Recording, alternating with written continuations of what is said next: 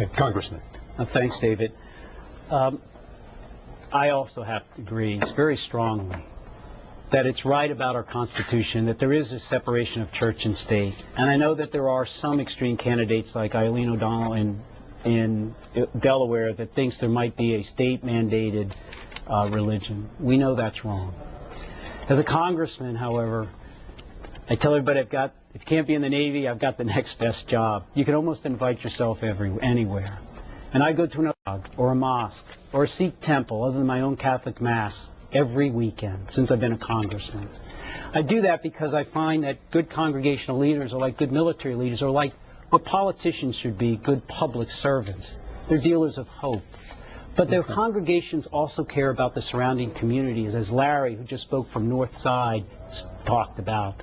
How can we work together with faith-based groups, churches, congregations, others, in order to help solve our problems? Because if there's anything I believe is that people really do want to work together to resolve those issues. So that's why I make it a big part, David, as you know, of working with other faiths, all of them, to try to bring them together to make sure we focus on our community and our issues. You mentioned O'Donnell.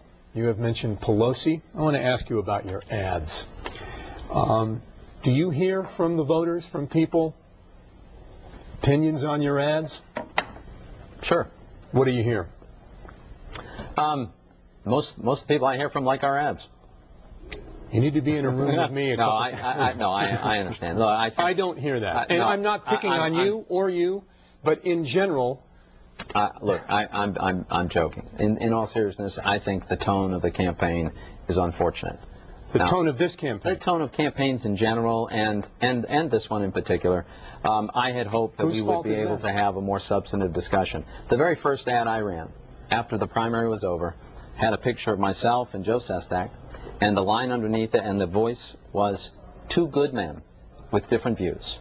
And then it checked off the different views on big policy issues of the day.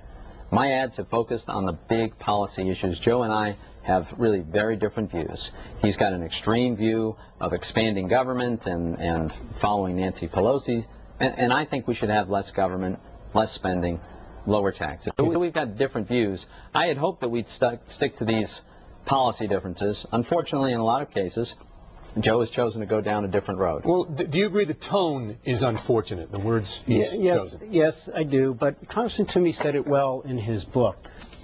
Truth is often and is the first casualty of elections. I appreciate you selling my book, Joe. Well, it's a pretty scary book. Read it on Halloween. You're like, he's not a witch. If he you is like not. economic But boy, growth, is his book pretty scary. It's called The Road to Prosperity. That's what it's called. But how do you well, here's what it is, David. Correct the tone of the campaign. Well, if you remember right after the primary, Congressman Toomey put up ads. I didn't have any ads until late summer.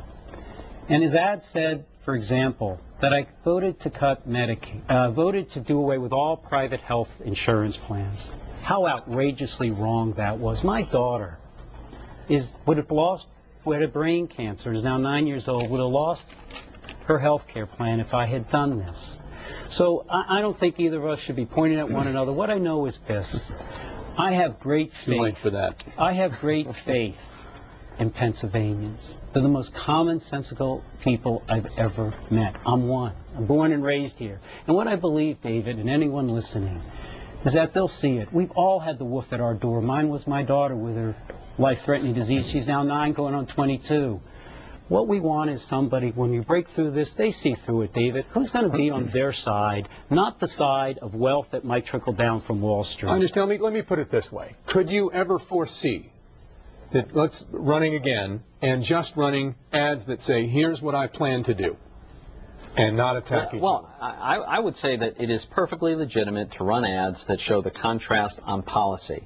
I don't think it's right to run ads that smear a person's character or distort a person's background or are dishonest in any way. But I think it's perfectly reasonable for voters to understand that one person wants higher taxes or lower taxes, one person wants government-run health care, another person doesn't. I think that's part of the way this process has to work, and it's legitimate to underscore policy differences. But you understand that people think it's negative, and they don't like it, they're turned off by it. Right, and it's when the ads on issues are false. That's what's most disheartening. But look, Congress to me as a person, is a good guy. I've had a beer with him. We debated. I sent out an email press release once and I said, Pat, I'd like to debate you. The senator didn't want to debate me, and so I went up there during the Health Council debate at his hometown, and we debated, and we had a beer together. But you're right. I think ads should be honest. Okay. But just, you know, and when Senator Specter went after various aspects of Joe's career, I said that should be out of bounds. All right. So, okay. And I called them and said, thank you. Right. Okay, one more question, a quick answer because we are quickly running out of time. We could extend. Gun laws in this country, do you like where they are? Would you like to see more, less? Mr. Toomey, start with you. Well, I think the Second Amendment is a fundamental right. I always have. I think it's a fundamental right for self-defense. It's spelled out in the Second Amendment of the Constitution. You know, that's pretty high up in the Bill of Rights. So it's important to me. And frankly, I'm glad to have the endorsement of the NRA. This is something that Joe and I evidently differ on. Joe has an F rating with the NRA, and I think that's unfortunate because I think law-abiding citizens should not have their legitimate rights to firearms constrained. I think we should certainly make sure that we have laws in place so that criminals and any dangerous person is not able to obtain weapons. Would you relax law-abiding citizens, I think we're about right now. I think we should do a better job enforcing in some cases, but I think we're about right now. Okay, sir. Yeah, David, you know, I lived my entire military career with weapons. I know how to use them, and I know how they should be used. I have defended the Second Amendment for 31 years. It's sacrosanct. Those 1 million hunters who go out on the first day of hunting in Pennsylvania for that family tradition, they, whether it's for hunting, recreation, or self-defense, must be able to have that right always protected. But I also know that, as the Federal Internal Order Police has said, that, you know, back in the mid-90s, when military assault weapons were banned, the deaths of our law enforcement officers, murders of them by that weapon dropped 20%.